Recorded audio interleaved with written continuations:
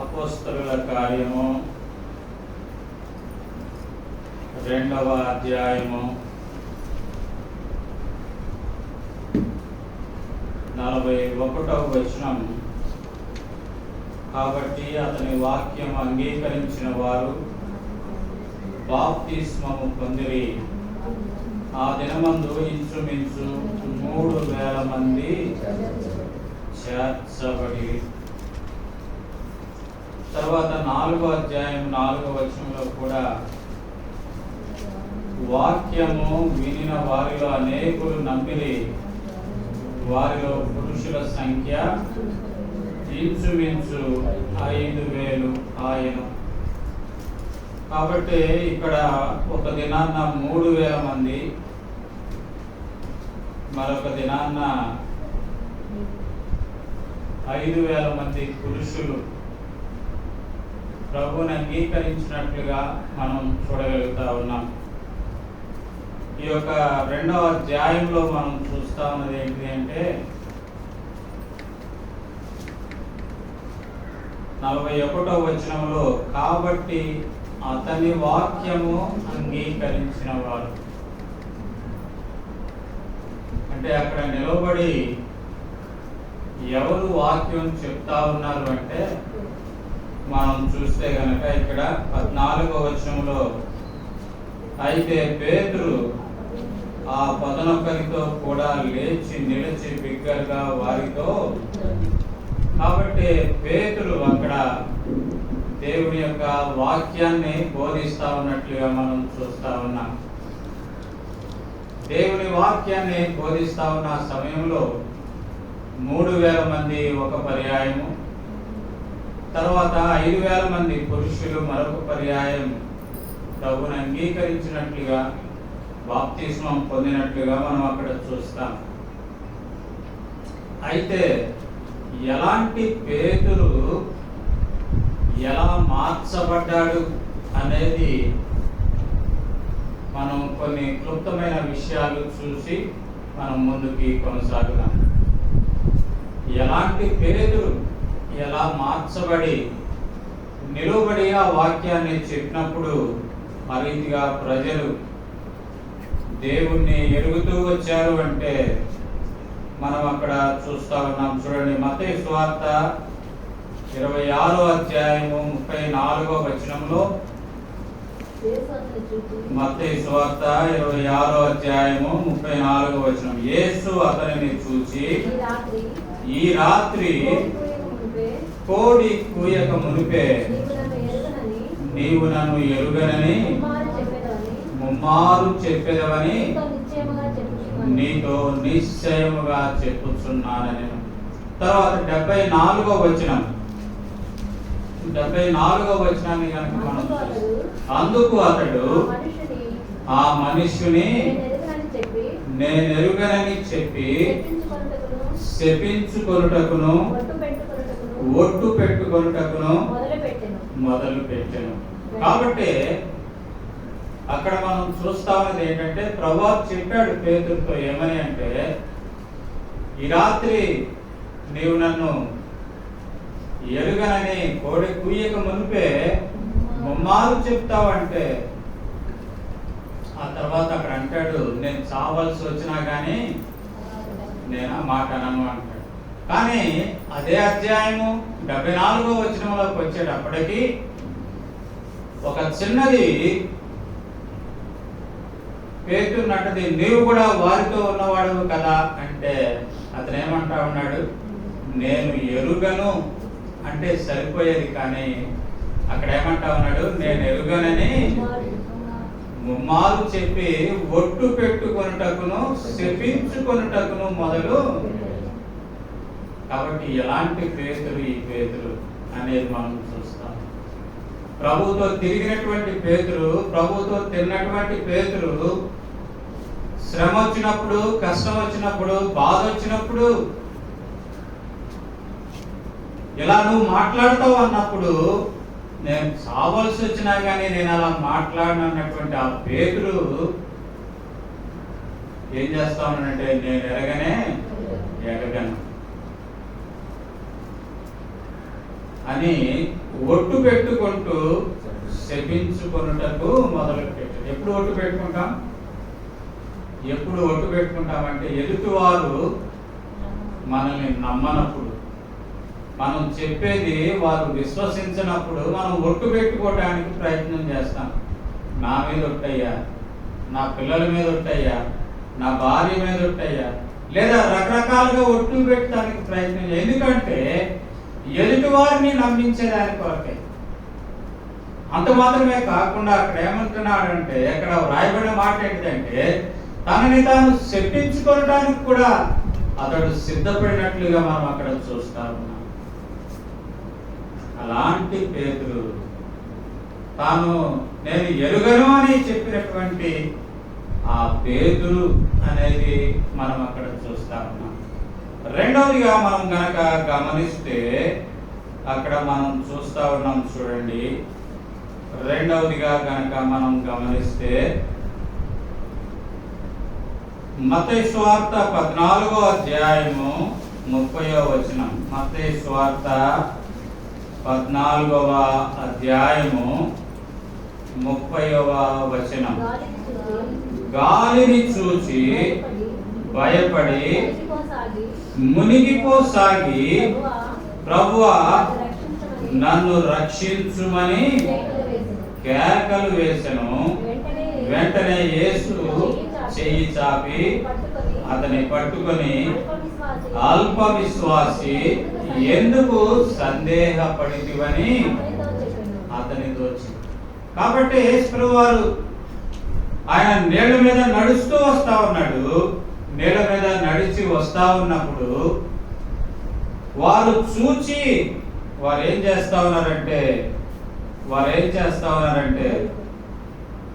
26వ వచనం చూస్తే, ఆయన సముద్రం మీద నడుచుట శిష్యులు చూచి తొందరపడి భూతమని చెప్పుకొని భయము చేత కేకలు వేశారు. కాబట్టి ప్రభువు అన్నాడు, ధైర్యం తెచ్చుకోండి. నేనే అంటే పేతురు ఏమన్నాడంటే, నీవే అయితే నేను నేల మీద నడిచేటట్లుగా నాకు కూడా ఏమన్నాడు, సెలవిమ్మని అడిగాడు. అయితే ఆయన ఏమన్నాడు, ప్రభువు రమ్మన్నప్పుడు పేతురు నడిచి వెళ్తా ఉన్నాడు. నేల మీద వెళ్తూ అతడు ఏం చూశాడు, గాలిని చూశాడు. ప్రభు వైపు చూడకుండా తన యొక్క దృష్టి లోకం వైపు చూశాడు. లోకం వైపు మరల్చిన కారణం చేత ఆ గాలి యొక్క తీవ్రత, ఆ సముద్రం యొక్క పొంగు యొక్క ఉగ్రత చూసి అతడు భయపడిన కారణం చేత ఏమయ్యాడు, మునిగిపోసాగెను అనేది మనం అక్కడ చూస్తా ఉన్నాం. అందుకంటాడు ప్రభువు అక్కడ అల్ప విశ్వాసి అంటాడు. రెండవదిగా ఎందుకు సందేహపడితివి అంటాడు. భయపడ్డాడు, తన విశ్వాసాన్ని కోల్పోయాడు, తర్వాత సందేహపడుతూ వచ్చాడు. ఆ కారణం చేత అతడు మునిగిపోయినట్లుగా మనం అక్కడ చూస్తా ఉన్నాం. అనేక పర్యాయాలు మన జీవితంలో కూడా మనం ప్రభు వైపు చూడకుండా లోకంలో ఉన్నటువంటి పరిస్థితుల వైపు చూసినప్పుడు మన జీవితాల్లో భయము, సందేహము, అల్ప విశ్వాసము అనేది మన జీవితాల్లోనూ కలుగుతాము అనేది మనం అక్కడ చూస్తాము. మూడవదిగా మనం చూస్తే లూకాసు వార్త 9వ అధ్యాయము 33వ వచనం. లూకాసు వార్త, ఆ ఇద్దరు పురుషులు ఆయన యొద్ద నుండి వెళ్ళిపోతుండగా పేతురు యేసుతో, ఏలినవాడా, మనం ఇక్కడ ఉండుట మంచిది. నీకు ఒకటియు, మోషేకు ఒకటియు, ఏలియాకు ఒకటియు 3 పర్ణశాలలు కట్టింతుమని తాను చెప్పినది తాను ఎరుగకయే చెప్పు.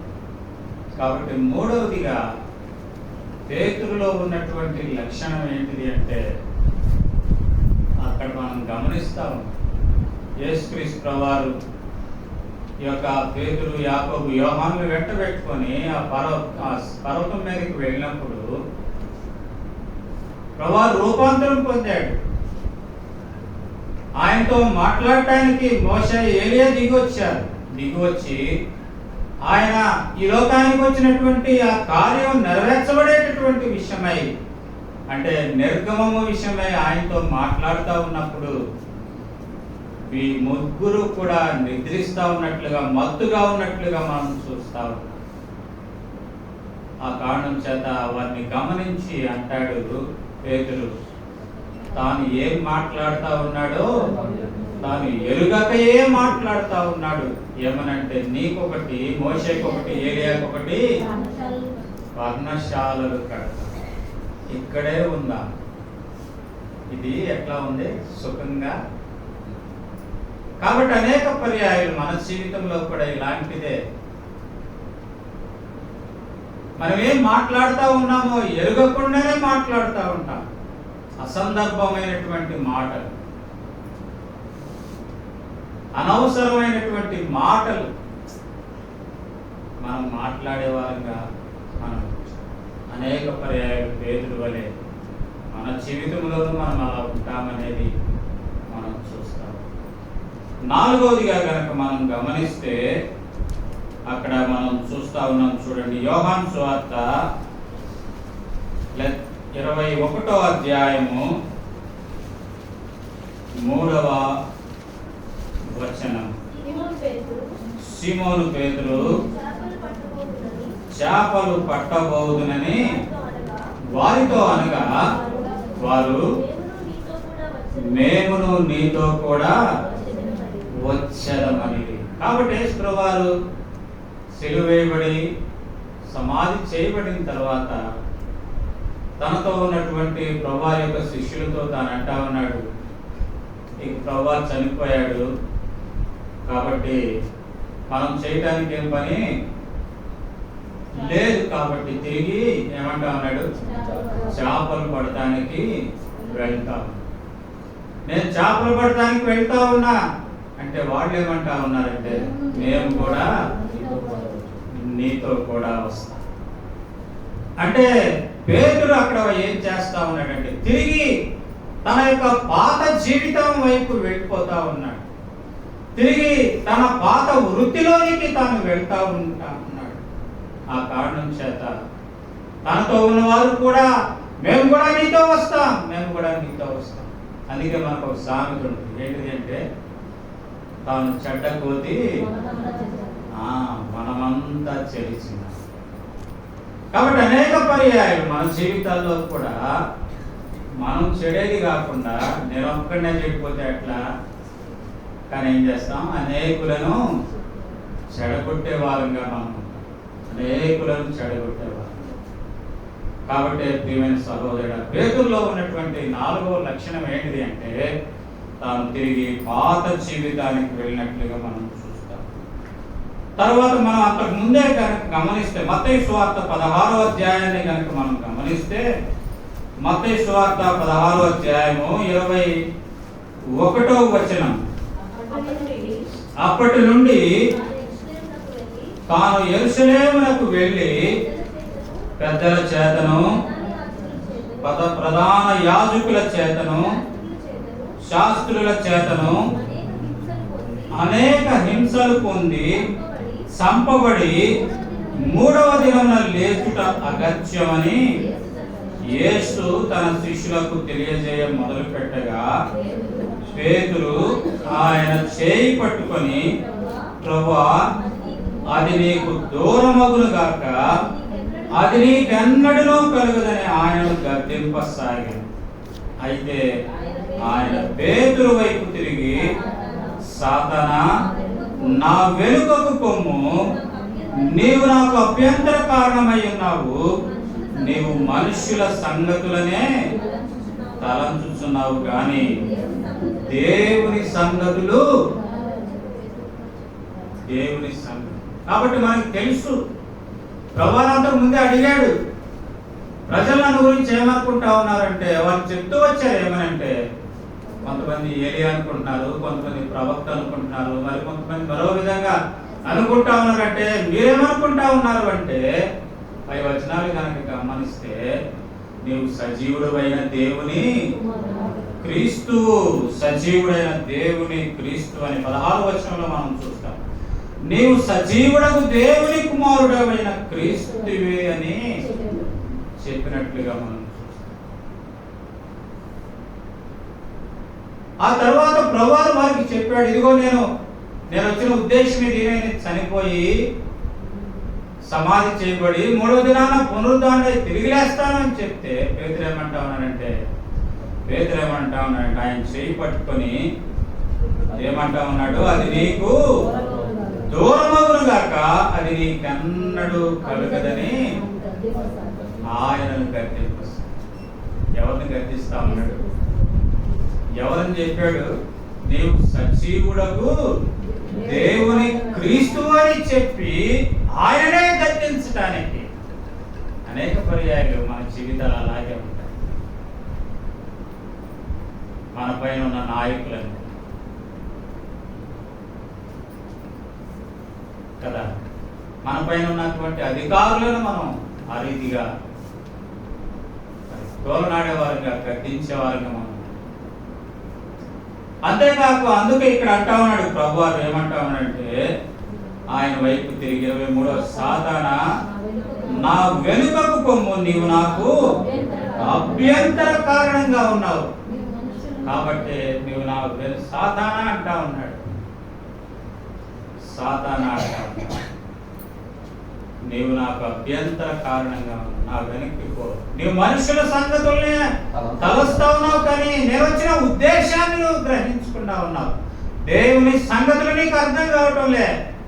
అనేక పర్యాయాలు మనం మన జీవితంలో జరిగే పరిస్థితులను బట్టి దేవుని సంగతులను మనం అర్థం చేసుకోలేక మనం ఆ రీతిగా ఉంటాం. ఆ రీతిగా దేవుని కార్యాలకు అభ్యంతరాలు కలిగించేవారు,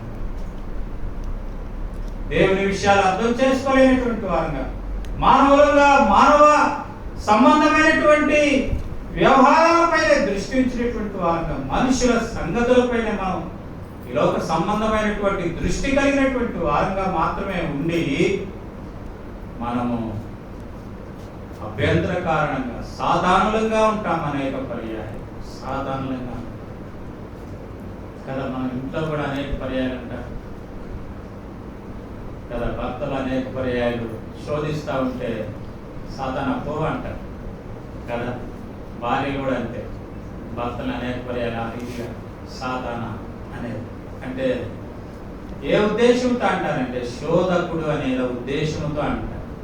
కాబట్టి పేతురు ఇక్కడ కూడా చేస్తా ఉన్న పని శోధిస్తా ఉన్నాడు. ప్రభు తాను వచ్చిన ఉద్దేశం నెరవేర్చబడకుండా ఉండేదాని కొరకై తాను శోధిస్తా ఉన్నట్లుగా మనం అక్కడ చూస్తాం. ఆయన చేయి పట్టుకొని అనే మాట అక్కడ మనం గమనిస్తాం. ఆయన చేయి పట్టుకొని ఆయన్ని శోధిస్తా ఉన్నట్లుగా, గర్దిస్తా ఉన్నట్లుగా అనేక పర్యాయాలు మన జీవితాల్లో కూడా అభ్యంతర కారణంగా ఉంది. మనుషుల సంగతులు మాత్రమే మనం యోచించే వారంగా మనం ఉంటాం. తర్వాత మనం గమనిద్దాం, మత్తయి యోహాను సువార్త 21వ అధ్యాయము 17వ వచనం. యోహాను సువార్త 21వ అధ్యాయము 17వ వచనం. మూడవసారి ఆయన యోహాను కుమారుడు అయిన సీమోను, నన్ను ప్రేమించుచున్నావా అని అతన్ని అడిగాడు. నన్ను ప్రేమించుచున్నావా? మూడవసారి తనను అడిగినందుకు పేతురు వ్యసనపడి, ప్రభువా నీవు సమస్తము ఎరిగినవాడు, నిన్ను ప్రేమించుచున్నానని నీవే ఎరుగుదువని ఆయనతో వచ్చింది. కాబట్టి అక్కడ మనం గమనించాల్సినటువంటి మాట, పేతురు అన్నది ఒక చక్కని మాట ఏంటంటే, నీవు సమస్తమును ఎరిగినవాడు. సమస్తము ఎరిగినవాడు కాబట్టే, పేతురు నీ జీవితం ఎరిగినవాడు కాబట్టే, పేతురు ప్రభు మిమ్మల్ని దర్శించినప్పుడు మీరు ఎక్కడున్నారు అనేది ముందు వచనాల్లో కనుక గమనిస్తే, వారు ఎక్కడున్నారు? బట్టలు లేకుండా సముద్రంలో ఉన్నారు. పేతురు వచ్చి వారిని పిలిచినప్పుడు చిన్నపిల్లలారా అని వారిని పిలిచినప్పుడు ప్రభు సుమి అని వారు నీళ్ళలోకి దూకినటువంటి అనుభవం. వారు ఎక్కడున్నారు? ప్రభు కార్యాల విషయమై ఆసక్తి కలిగి ప్రభు 3వ దినాన తిరిగి లేస్తానన్నాడే, మనం ఏం చేయాలి? ప్రభు సన్నిధిలో ప్రభు కొరకే కనిపెట్టుకొని ఉండాలనేటువంటి ఆలోచన మాని వారు తిరిగి పాత జీవితం వైపు మళ్ళుకొని వారున్న కారణం చేత